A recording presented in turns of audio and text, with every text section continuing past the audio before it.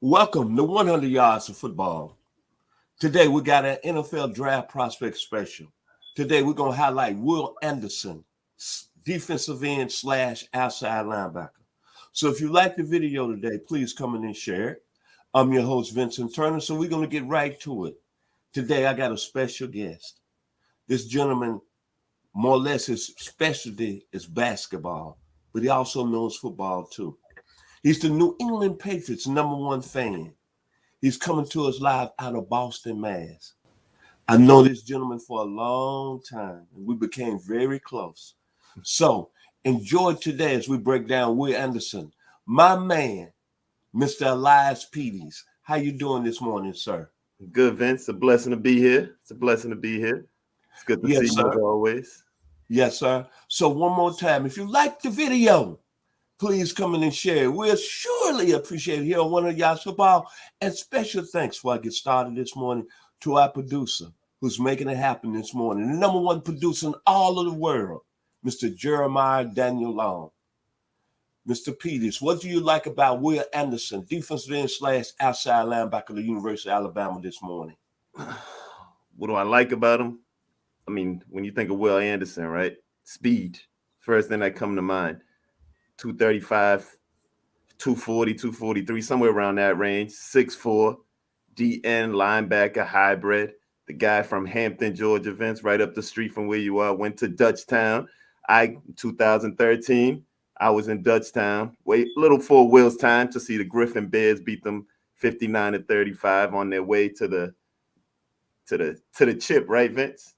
Griffin Bears, shout out to the Griffin Bears. Of course, that beat them 59-35, right, that year. But what I like about this guy is, first, Vince, you have to say he's the best defensive player to ever come out of Alabama, right? So I'm going to steal your words right now, Vince. And Jeremiah's probably going to smile on this one. He's better than Leroy Jordan, Vince. Better than Cornelius Bennett. Better than the Derek Thomas. Woodrow Love. Marty Lyons. Rolando McClain, and last night we saw D'Amico Ryans take over and beat up on your Cowboys and interviewed for a job the same day, right? And he's better than Hoyt Winslet. What was that? From 24 to 26, no first down was recorded, running to his side. So those are some great names right there, Vince. So that's just telling you what greatness he's in. And what I really like about this guy is 41 games at Alabama. He played all 41 games, right? The way he runs around the field like Micah Parsons. We could use that name right now, right? Because he's a great, right? The way if Von Miller would have played yesterday, Buffalo may have had a chance to win that game with the type of intelligence. And Derek Thomas, who another Alabama guy that I just talked about, that type of talent, Vince, that is scary. Before we even get into how great he is and what he does great, Vince, I just had to put that in the atmosphere. Did I steal some of your history, Vince? Well, I'm gonna say this right here. When you talk about Will Anderson, I'm not gonna go as far as saying he's the best defensive player in the history of Alabama, because you know me, throughout my years, I saw Cornelius Bennett. I saw Derek Thomas. I would say Derek Thomas to me is the best football player ever in the history of Alabama, but he's in that same category as Eric Curry, John Copeland. I don't disagree with you not one bit, of George Teague, Tony Langdon. But what I like about Will Anderson, I'm going to go old school. Now, don't get me wrong. I would put him in the top 5 as far as all the great defensive players that played at Alabama based on his college career. But old school, he's got a little bit of that Deacon Jones. LA Rams. He got a little bit of Carl Ellen. What I mean by that, you know, Deacon Jones was very explosive with the head slap. Then he got a little bit of Claude Humphrey, Tennessee State Finest from my hometown, the 901. Then he got a little bit of L.C. Greenwood, and you know about all them Steeler teams back in the 70s. The guy's skill set, Will Anderson's kind of like those guys. But when you look at him, what separates, I think, him right now battling to be the #1 defensive player in the draft, along with Jalen Carter for the University of Georgia, Will Anderson's instincts that you can't teach.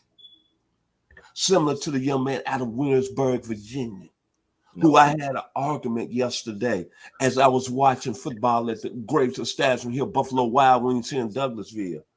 Lawrence Taylor. I'm not saying he's on that level of Lawrence Taylor, but Will Anderson instincts are very good as a defensive player. Then he's got, when I say instincts, Mike Singletary, Baylor University. See, you don't know what I'm talking about, because I seen Mike Singletary play against the University of Arkansas when I was a sophomore in 79. Singletary had 33 tackles. See, Will Anderson's got some of that. Then you brought up instincts, Derek Thomas, no question about it. Probably the greatest, I'm going to say this lightly, the greatest rush outside linebacker on any level.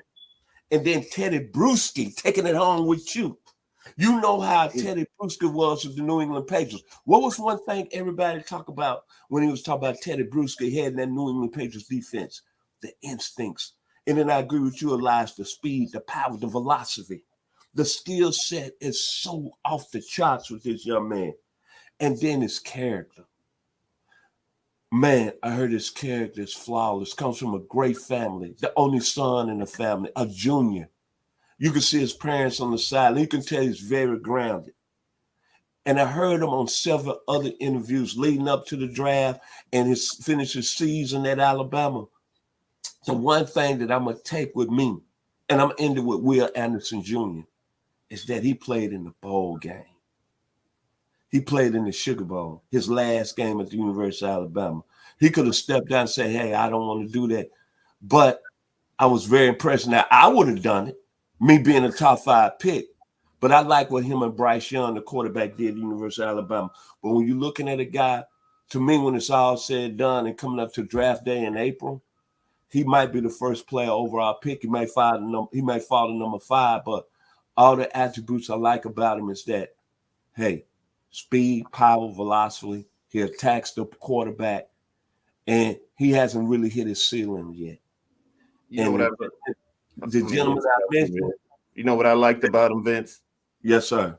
Well, what else I liked about this kid, right, is when you turn on the game tape, and then every time Alabama let a score up, this kid was on special teams, and this kid. After team scores, most defensive players don't go hard on special teams. That's a known fact. This guy went in hard. Other things is, the whole Jalen Carter thing, and this guy didn't have a great year compared to his great year before. But when nobody's running to your side, you become an impact player, correct? That's correct, 100%. And to that character stuff you're talking about, he won that Ronnie Lott Award, right? That goes to the impact player with high character and morals, right? Yes, sir. So everything you're saying along them lines is just great. Is it too late to be throwing the word Reggie White since you're throwing LT in there too? No, we're not gonna get crazy this morning. Now we ain't finna step. You already said LT, Vince. No, but what I said, potential. Don't get ahead of your horses. I'm saying potential. Now, when you're talking about Reggie White, you step in another thing. And then Reggie White, no disrespect to you, Reggie White played defensive tackle. What I'm saying, Will Anderson on the outside. We're talking talent. We're talking the talent, though. Yeah, I can agree with talent. Jalen Carter is going to play in the inside in the NFL, correct? That's correct. So why can't we use Reggie White? Okay, it's no problem. No problem. If you want to use Reggie White, sir, no problem there. Probably pissing a lot of people off today, but after they had their morning coffee, they'll be all right. Yes, sir. Your final words on Will Anderson today here on 100 Yards of Football. It's once in a lifetime, generational pick. With all the quarterbacks that are going on, and to see what goes on with Bryce Young, and he probably won't be the first player off the board, but he'll be the player that somebody gets the most, because I think he's still going to fall to the Chicago Bears at 4, hopefully. What if everything falls the way it's supposed to? But this is one of those players, Vince. He's going to be Mr. Everywhere. He's going to be one of them players like Micah Parsons. When it's said and done, everybody's going to wish they would have had him. And he's the type of, like you said, the high type of character guy that you want on your team at the end of the day. This guy game changer, game wrecker. There's nothing you can't do with the guy from Dutchtown, Georgia.